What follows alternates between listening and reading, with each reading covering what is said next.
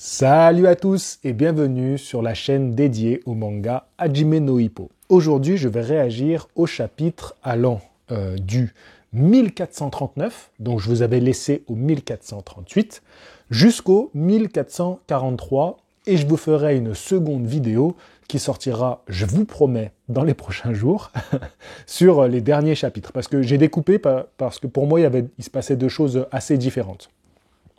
Dans les chapitres, là où je vous avais laissé, on était arrivé à un sparring entre Hippo et Mashiba.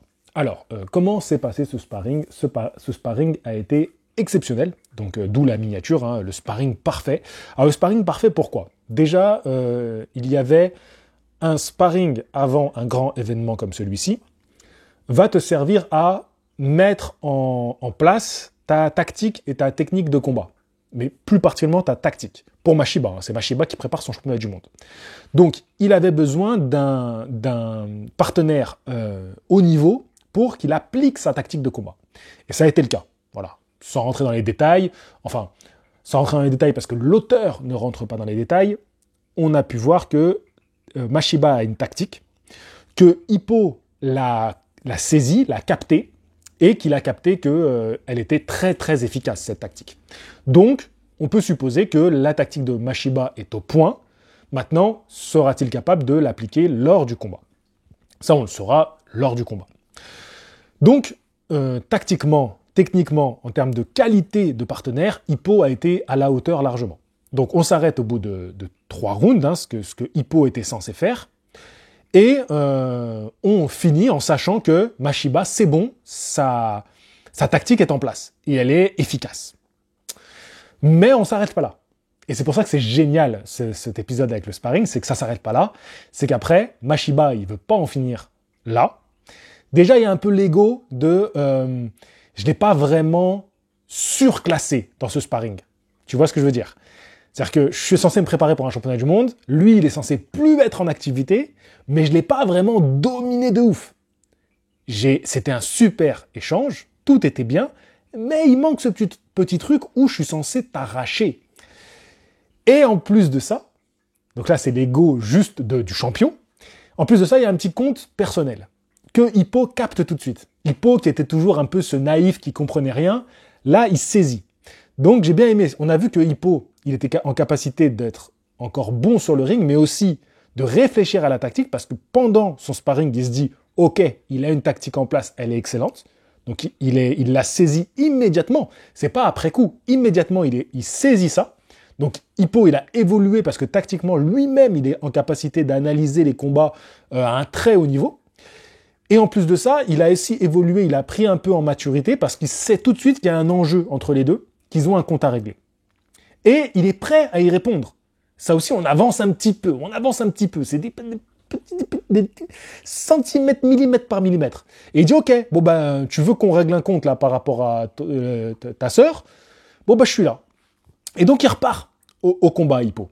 Tu vois, il accepte qu'il est cuit, mais vas-y, viens, on repart au combat. Et il se donne. Hippo, là, il en oublie qu'il doit travailler en gaucher. Vas-y, ça startine. Ça startine bien comme il faut. Donc là, on est plus dans un sparring de temps en temps, un sparring où on va bien s'allumer la tronche, tu vois, comme il en faut de temps en temps. Hein. Voilà, la dernière fois que j'ai fait ça, je me suis fait bien exploser le pif, moi. Mais j'ai bien donné aussi. Et du coup, qu'est-ce que je voulais dire? Je me suis perdu, pardonnez-moi. J'aurais dû rester dans ma ligne. Du coup, ils se donnent. Je crois qu'ils font 7 rounds. Donc, ouais, donc au final, il a fait plus de rounds vas-y à toi, à moi, que de rounds pour travailler. Et il finit le cul par terre. Donc, Mashiba a sa satisfaction d'être allé là. Et puis, quand il dit, bon, bah c'est bon, là, il est bien cuit, il se retourne, Hippo, il est déjà debout en train de dire au sparring partner de Mashiba, t'as vu, il faut travailler ça. Donc, Hippo, encore une fois, il montre que même touché, déjà, il a récupéré, parce qu'il a été mis au bout du bout, et là, il est là en train de discuter et tout. Et j'ai bien aimé la scène où il y a presque Mashiba qui lui dit merci, presque, tu vois, où ils sont dehors, tu vois, il dit trop rien, mais on a compris. Donc j'ai bien aimé cette scène-là aussi. Et donc j'ai beaucoup aimé ce moment de sparring. Et suite à ça, bon, je reste dans la review des chapitres, il y a Itagaki. Donc Itagaki, c'est peut-être mon personnage préféré, en tout cas mon boxeur préféré dans Hippo, personnellement, à titre juste personnel, qui a filmé le sparring. Et il fait un truc avec son téléphone. Excusez-moi, je bois un petit coup de café avant qu'il soit froid.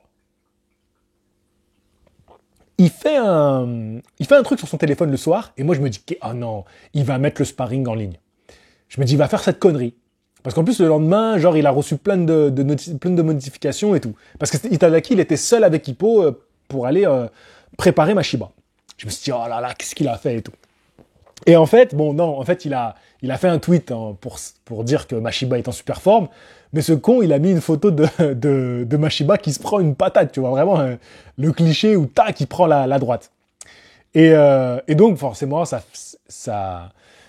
fait des rageux sur Internet, mais contre lui, tu vois, qui lui disent ouais, mais t'as pas honte d'avoir tweeté ça, pour qui tu te prends, blablabla. Et moi, j'ai trouvé ça très drôle. Franchement, je trouve que c'était une partie assez marrante. Et donc, il se rend compte qu'il y a un troll qui l'attaque personnellement et ça l'affecte. Et j'ai trouvé bien cette partie-là parce que c'est vrai, en fait. Aujourd'hui, tu le vois, il y a des boxeurs comme Devin Haney ou Teofimo Lopez qui vont répondre à des gars, hein, qui vont répondre, qui vont tweeter, qui vont retweeter. Et je trouve ça très drôle parce que qu'est-ce qu'ils en ont à foutre, en vrai? T'es Devin Haney, t'es Teofimo Lopez. Qu'est-ce que t'en as à foutre qu'un mec t'écrive un truc? Ils sont personne. Et ça, c'est drôle. Et donc, ils se rendent compte que celui qui tweetait, c'était Kimura Tatsuya. Donc, un boxeur de la salle qui était avec lui. Donc, c'était assez marrant. Ah, bon, après ça, t'as une scène où Takamura, il invite des amis chez lui. Et il veut lui aussi tweeter. C'est du Takamura, ils sont tous à poil, il fait un tweet et donc il se fait bannir directement après ce tweet dès le lendemain. Bon, ça c'est moins mon humour, je suis pas trop fan. Humour zigounette, tout ça, je souffle. Donc ça m'a jamais fait trop rire, ça me fera jamais trop rire. Mais toute la partie avant m'a bien fait rigoler avec ce truc de tweet, en fait c'est ton pote qui tweet, qu'ils expliquent à Hippo qu'il y a des trolls qui ont plusieurs comptes. Moi j'ai trouvé ça très drôle et surtout moi ça me parle parce que étant un média, alors bon sur Hippo Attitude tu vois que j'ai pas beaucoup d'abonnés, mais j'ai atteint 192 000 abonnés sur ma chaîne principale Box Attitude et donc moi je suis en plein dans ça, tu vois. Parfois t'as des trolls, des gens qui viennent, j'ai des gens qui m'ont pendant des années critiqué. Et aujourd'hui, me parle comme si de rien n'était. Et en fait, tu reconnais les gens. Tu reconnais, même si c'est des anonymes, tu reconnais parce qu'en fait, ça fait tellement d'années qu'ils sont là. Et il y a des gens, forcément, ils te marquent. Et donc, bref, ça m'a parlé, cette partie-là. J'ai trouvé ça particulièrement drôle. Donc, même si c'est un peu long, hein, ça traîne en longueur, il y a des chapitres où il se passe quasiment rien. C'était sympa. Voilà. Donc, cette partie-là était sympa. Dans la prochaine vidéo, qui, je te promets, arrivera d'ici quelques jours. Je dis ça en rigolant parce que je suis pas vraiment sûr de quand est-ce qu'elle sortira. Parce que je me connais, la chaîne Hippo Attitude, je suis vraiment à la cool dessus. Tu vois, je suis vraiment à la cool.